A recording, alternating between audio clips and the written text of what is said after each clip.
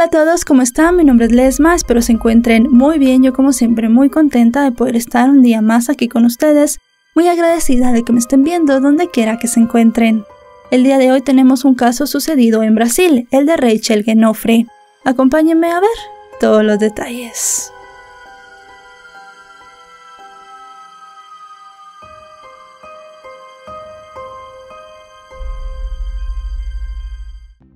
Rachel Maria Lobo Oliveira Genofre nació en el año 1999 en Paraná, Brasil, producto del matrimonio entre María Cristina Lobo Oliveira y Michael Genofre, un estudiante de Relaciones Internacionales.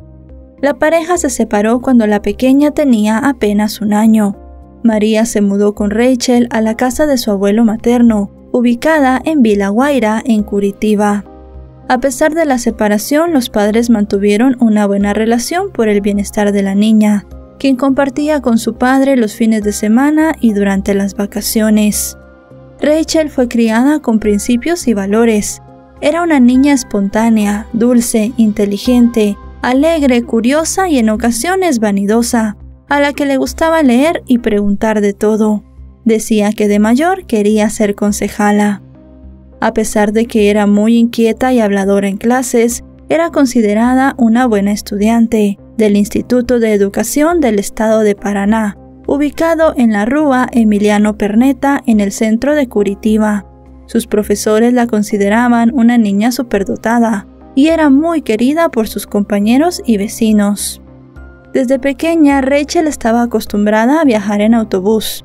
Conocía a los cobradores, conductores y hasta los pasajeros, y se sabía todos los lugares de memoria. Era muy independiente, y fue gracias a esa independencia que sus padres le permitieron a los 9 años viajar sola a la escuela. Al principio iba acompañada de su madre o algún otro familiar, pero luego de aprenderse el camino dejaron que se fuera sola. De la escuela salía con muchos amigos, cruzaba 2 calles para llegar a la parada del autobús y otras 3 hasta su casa. Sus padres nunca imaginaron que el destino de su hija se vería interrumpido precisamente en el trayecto que hacía del colegio a su hogar, el 3 de noviembre del año 2008. Uma criança muito madura, foi conversado com ela 1 semana e meia antes em relação aos perigos, falado abertamente, é claro que com alguns cuidados, né, em relação ao que cometem com as crianças, tráfico de órgãos, tráfico de crianças, os abusos, né, que fazem. Ese día la niña salió como siempre de la escuela hacia la parada de autobús, pero a diferencia de otras veces, esta fue la última que lo hizo con una sonrisa junto a sus compañeros de clase. Fue vista por última vez alrededor de las 5:30 de la tarde, en un punto cerca de la Plaza Rui Barbosa en la Rua Voluntarios da Pátria, por 2 compañeros de clase que la habían acompañado. Ese día en el hogar de la madre de Rachel las horas fueron pasando, y cuando María se dio cuenta que su hija no llegaba a casa decidió preguntarle a su exesposo. Él tampoco sabía nada de la niña, así que al final decidieron ir a la policía para presentar una denuncia por su desaparición. Al tratarse de una menor de edad que había salido de la escuela, las investigaciones comenzaron rápidamente. La policía utilizó muchos de sus agentes para buscar a Rachel. También participaron en estas búsquedas vecinos, amigos y conocidos de la familia. Todos estaban muy preocupados porque este no era un comportamiento muy normal en ella. Era apenas una niña y nadie nunca pensó que se fuese a escapar con otra persona. Todos estaban tremendamente preocupados y las búsquedas no dieron resultado. Los padres estaban muy asustados y al final, 2 días después, el 5 de noviembre, se hizo un descubrimiento terrible. Dentro de una maleta en una estación se encontró el cuerpo de una niña de la edad de Rachel. Cuando se hicieron los exámenes pertinentes se determinó que en efecto era ella. La víctima estaba desnuda de la cintura para abajo, envuelta en una sábana sucia.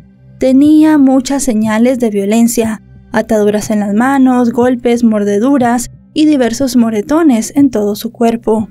Se determinó que había sido estrangulada y asfixiada, y además de eso se determinó que existió abuso sexual.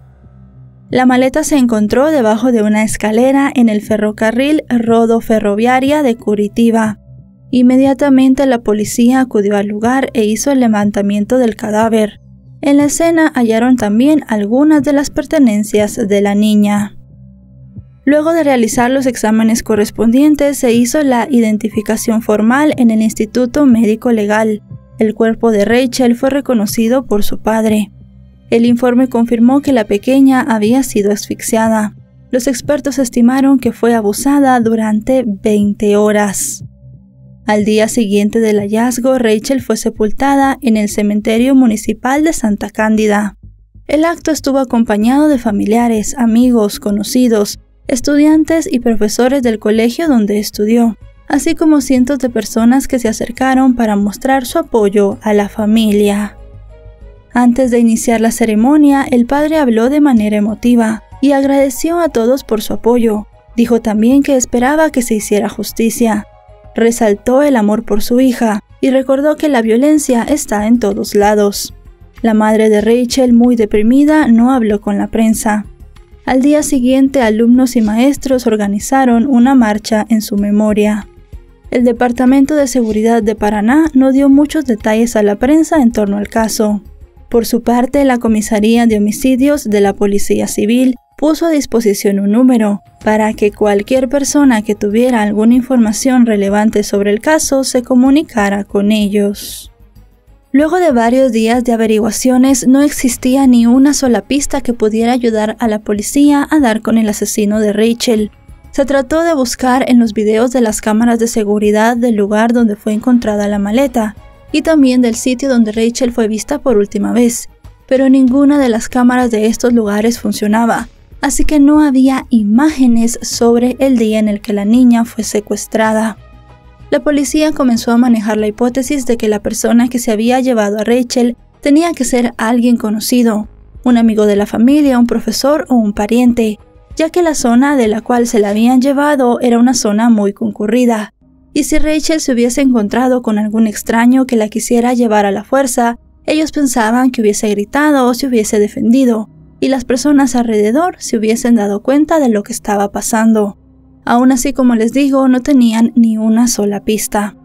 Unos días después, los medios de comunicación comenzaron a fijarse en el caso, y la policía sacó un retrato hablado del que podría ser el agresor de la niña.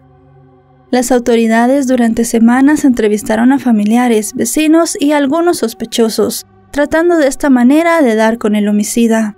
En el cuerpo de la niña solo se encontró una pista, que más adelante resultaría vital para la resolución del caso. Se encontró una muestra de ADN del criminal.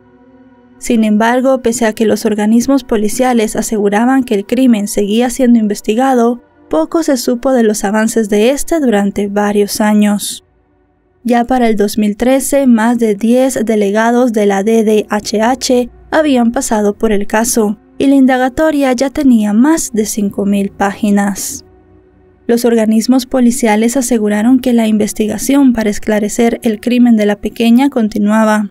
Se dijo que se tenían varios sospechosos en los que estaban trabajando y que el ADN que quedó en el cuerpo de Rachel era un aspecto muy importante para encontrar a su asesino. La policía continuó con la búsqueda del rostro del hombre detrás del ADN. Se hicieron pruebas a familiares, allegados y más de 100 sospechosos, pero todas estas pruebas dieron negativo. Durante todos los años que duró la investigación del caso de Rachel se hicieron varias detenciones. Una de ellas fue la de Jorge Luis Pedroso Cuna, de 52 años, quien había estado preso durante 18 años por asesinato, violación y atentado al pudor. También se detuvo a otro sospechoso que rindió declaración a la policía y fue liberado, pero no se dio a conocer su nombre. Según la Secretaría, después del informe preliminar de la prueba de ADN, la posibilidad de que uno de ellos fuera el asesino de Rachel era solo del 1%. 8 años después del atroz crimen y ante la lentitud de las autoridades para atrapar al asesino de la niña, el 5 de noviembre de 2016, mujeres de diferentes movimientos sociales de Paraná realizaron un acto público en la rodoferroviaria de Curitiba, esto para recordar el asesinato de Rachel y exigir la creación de programas y políticas públicas para combatir la violencia de género e infantil. Durante este acto estuvieron presentes varios familiares de Rachel. Una de las personas que habló a los medios fue su madre, María Cristina. Ella dijo que ella y su familia habían interpuesto una demanda en contra del Estado para que resolvieran de la manera más rápida el asesinato de su hija. Además de eso, también pidió que el gobierno pusiera nuevas medidas para poder proteger a las mujeres y a los niños. Otra persona que también habló durante este acto fue la tía de Rachel, que estuvo muy involucrada en su crianza. La mujer llamada Carolina cuestionó mucho el trabajo de la policía en el caso de su sobrina y dijo que seguramente no habían hecho muy bien su trabajo. O assassino, um monstro, um psicopata, ele vê nesse tipo de crime, né, como não houve resolução lá no caso da Raquel, a facilidade de sair impune, de fazer e sair impune. Además de exigir mayor agilidad al Estado en la resolución de este crimen y otros similares, los movimientos de mujeres pidieron una mayor protección a los niños en los horarios de entrada y salida de las escuelas. Otra medida solicitada fue el cambio de nombre de la terminal de ómnibus, que pasaría a llamarse Rodoferroviaria de Curitiba Rachel María Lobo Oliveira Genofre, en memoria de la niña y de la lucha contra la violencia sufrida permanentemente por mujeres y niñas del municipio. Posteriormente, en noviembre del año 2018, cuando se cumplieron 10 años del asesinato de Rachel, se realizaron 2 actos para poderla recordar. Uno en la escuela donde había estudiado y el otro en el lugar donde fue encontrada la maleta con su cuerpo. En estos actos se recordó cómo era Rachel en vida y también se pidió a las autoridades que aceleraran las investigaciones para poder dar con el asesino de la pequeña. Además, habló a los medios de comunicación la abogada de la familia de Rachel. Ella dijo que la familia no estaba nada contenta con los procedimientos que se habían dado. Calificó de penoso el actuar de la policía y también dijo que había cosas muy extrañas en la investigación. Aseguró que para encontrar al asesino de Rachel y cerrar el caso, toda la investigación tenía que empezar desde cero. Ante estas acusaciones, la policía dio un comunicado, en el cual se dijo que durante todos esos años se había investigado de manera muy buena el caso de Rachel, pero que lamentablemente no habían encontrado a ningún sospechoso. También dijeron que para ese momento la investigación todavía estaba en curso. Comentaron que se habían capturado a distintos sospechosos en 4 estados diferentes, los cuales habían sido interrogados por la policía, y que además se habían hecho un total de 200 pruebas de ADN. Finalmente, el 21 de septiembre de 2019, las autoridades realizaron una exploración a través del Banco Nacional de Perfiles Genéticos, después de la determinación de la Corte Suprema de mejorar este sistema. La muestra recolectada del cuerpo de Rachel coincidió con la de un criminal, que estaba encarcelado en la cárcel de Curitiba desde 2016 por varios delitos. Por fin los investigadores tenían un nombre: Carlos Eduardo dos Santos, de 54 años. Según la policía, de las 23 características analizadas en el examen, todas coincidían con los datos del sujeto. El asesino estaba recluido en una prisión especial para personas que cometían delitos sexuales. Cumplía 22 años de prisión por un caso de abuso sexual en contra de un niño.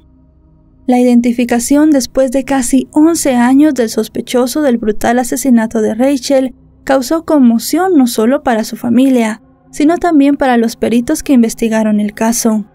Agentes de la Policía Científica de Paraná incluso lloraron de emoción cuando confirmaron que el ADN del convicto era el mismo material genético recolectado en el momento del crimen. El criminalista Emerson Betarzoni Alves, uno de los encargados del laboratorio forense, que firmó 140 de los 170 informes de cruces genéticos del caso, aseguró que sintió que se quitó un peso de encima. Teniendo ya esta prueba de ADN positiva, la policía comenzó con los interrogatorios al sospechoso. En un primer momento, el hombre negó tener cualquier vínculo con la muerte de Rachel, pero la policía le presentó la prueba de ADN y en ese momento el hombre se quebró, ya no podía mentir más. Aceptó que en efecto le había quitado la vida a la niña, pero él aquí dijo una cosa. Aseguró que el abuso sexual se había dado cuando la pequeña ya estaba muerta, algo que no se correlacionaba con el informe forense, que determinó que este abuso había sido cuando Rachel estaba viva. Según algunos expertos, él hizo esto para que en ese momento le dieran el crimen de vilipendio de cadáver. Este cargo haría que él estuviera menos tiempo en la cárcel, pero luego él dijo toda la verdad. Las autoridades registraron la confesión y posteriormente, el 22 de octubre de 2019, Carlos Eduardo fue trasladado a la comisaría de homicidios en la capital de Paraná para que rindiera declaraciones. Fue así como el 25 de octubre el acusado dio todos los detalles del homicidio y aceptó que en efecto había abusado de Rachel cuando ella estaba viva. El acusado en ese momento vivía a unos 250 metros de la escuela de Rachel. Aceptó que estuvo vigilando a la niña por días. Se dio cuenta que ella iba y venía sola de la escuela. Estuvo viendo cuál era su horario, trató de entender su rutina, y un día que pensó que ya tenía todo fríamente calculado, decidió atacarla. Él dijo que se acercó a ella diciéndole que era un productor de televisión y que estaba buscando niños para presentarlos en un programa. Rachel al principio no confió en este hombre. Él dijo que ella intentó pedir ayuda, pero él trató de persuadirla para que no le dijera a ninguna persona que estaba alrededor. Le dijo que saldría en televisión y le ofreció muchas cosas bonitas. También le dijo que tenía que irse con él a su supuesta oficina para firmar los papeles. De algún modo estas palabras convencieron a Rachel, quien se fue con el hombre hasta el lugar donde él vivía. Una vez estuvieron en la casa del asesino, Rachel se puso muy nerviosa porque él cerró la puerta con llave. Según comentó el hombre, la niña intentó gritar y llorar, y él le puso una bolsa en la cabeza para asfixiarla. Una vez Rachel estuvo inconsciente, él abusó de ella y terminó quitándole la vida. Puso el cuerpo en la maleta y se dispuso a desaparecerlo. Durante la recreación del crimen, en la cual el sospechoso se negó a participar, descubrieron la escena del crimen, la cual era un departamento estudio en San José dos Piñas, en la región metropolitana de Curitiba. Por su parte, la delegada Camila Senoquelo, de la División de Homicidios y Protección Personal, explicó que durante los diversos delitos que Carlos había practicado, la característica principal del hombre era engañar y seducir a sus víctimas, y demostrarse siempre como una buena persona, para convencerlas para que se acercaran a él. Definió al hombre como un narcisista que se ganaba la confianza de sus víctimas, y refirió que en apenas 10 minutos de conversación con Rachel logró cautivarla y convencerla para acompañarlo sin que sus padres lo supieran. Todo gracias a un discurso cordial y amistoso.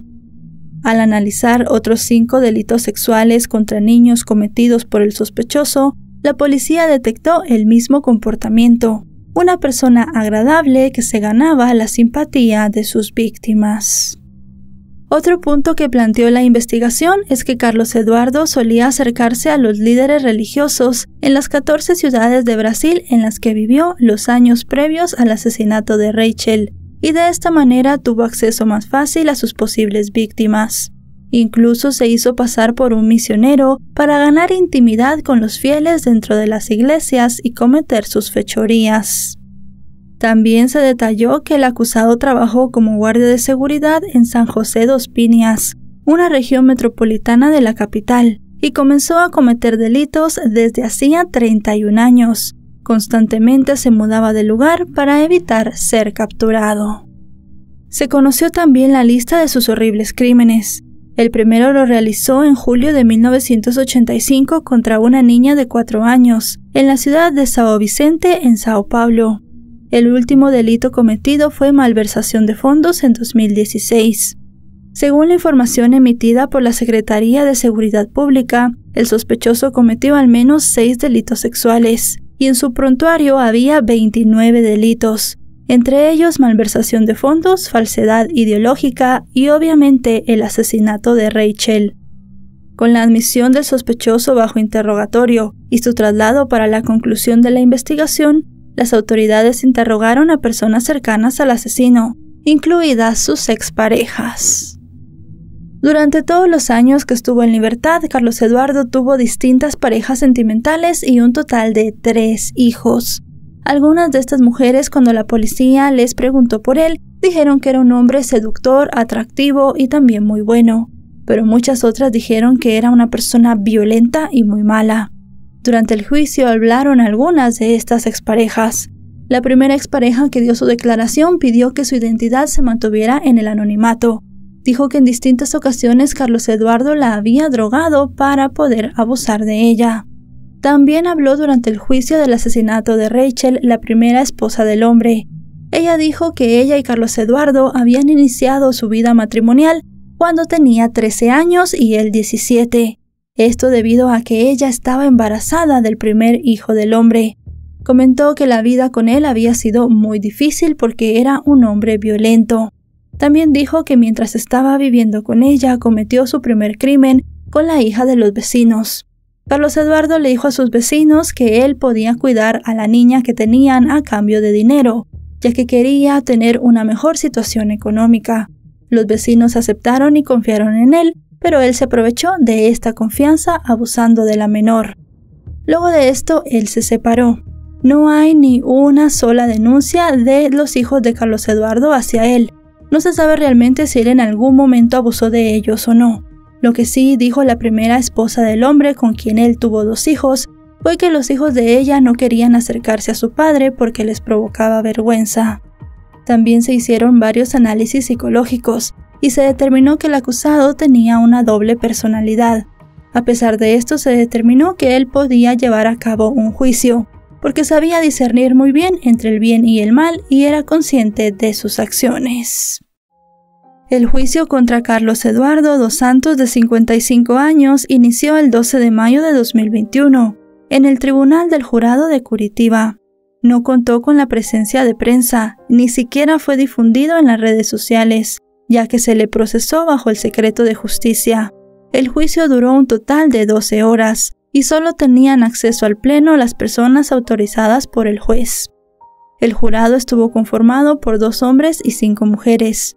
El imputado fue juzgado por los delitos de triple homicidio calificado con medios crueles y ocultamiento de cadáver. Afuera de la corte, en el centro cívico, llegaron pocas personas para acompañar y brindar apoyo a la familia de Rachel. También se llevó una pancarta pidiendo justicia para la niña. La primera persona en testificar fue la madre de Rachel, María Cristina. Antes de ingresar al juicio, dijo que esperaba con ansias este momento desde hacía 13 años. É muita ansiedade, né, para que esse monstro pague por esse crime também, né? Porque assim, infelizmente, já ocorreu, ele já fez lesões a adultos, a várias outras crianças, é assustador. Además de los padres de Rachel, también declararon distintos funcionarios públicos que estuvieron a cargo de la investigación durante todos esos años.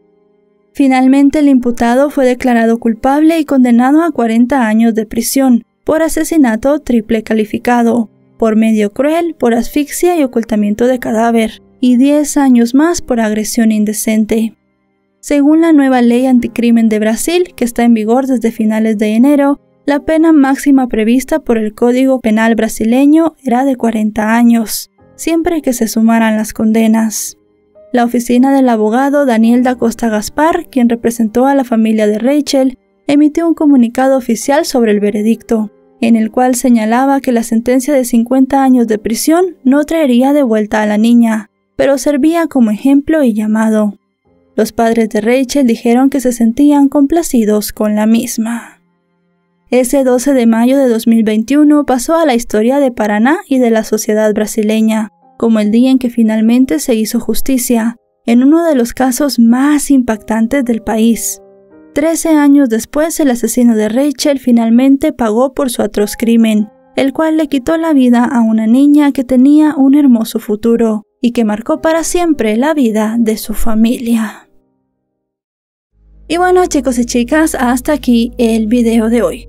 Un caso que se resuelve gracias al ADN, como se han resuelto muchos en la actualidad, Realmente es una herramienta muy importante en las investigaciones policiales y ha venido a darle luz a muchos casos que estaban cerrados, que estaban olvidados o que no tenían ni un solo avance. Al final los padres de Rachel pudieron tener un cierre en todo esto y vieron cómo el asesino de su hija fue sentenciado a la pena más dura que se tiene en Brasil. Si este video les ha parecido informativo, recuerden dejarle un me gusta, recuerden suscribirse si no lo están. Actualizo 3 o 4 veces por semana y si están suscritos les llegará una notificación cada vez que yo suba un video. Me pueden seguir además en mis redes sociales, aparezco en Facebook, Twitter e Instagram como LesmaVR. Ahora sí, nos vemos hasta otro caso. Adiós.